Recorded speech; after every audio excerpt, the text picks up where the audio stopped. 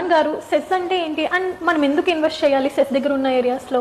SEZ అంటే ఏం లేదండి, స్టేట్ అనేది మోస్ట్ ఎకనామిక్ వేలో డెవలప్ అవడానికి చేసే పనుల్లో సెజ్ కూడా ఒకటి.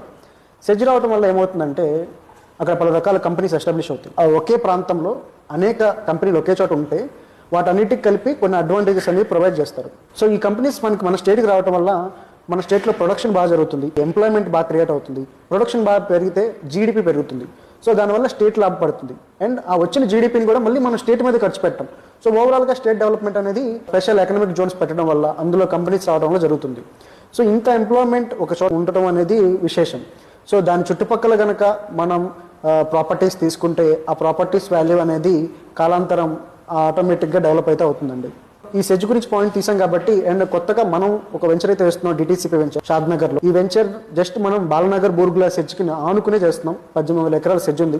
అండ్ దాని తర్వాత ఒక 10 కిలోమీటర్స్ తర్వాత పోలేపల్లి సెజ్ ఉందండి. ఇవన్నీ కూడా మనకి రకాల ల్యాబొరేటరీస్ అవ్వనివ్వండి, నాన్ ప్రొడక్షన్ పాయింట్ ఆఫ్ వ్యూలో research and development and cotton mills, తర్వాత గోడౌన్స్, ఇలాంటి కొన్ని ఎంప్లాయ్మెంట్ క్రియేట్ అయ్యి and at the same time non pollution based industries అయితే ఉన్నాయన్నమాట.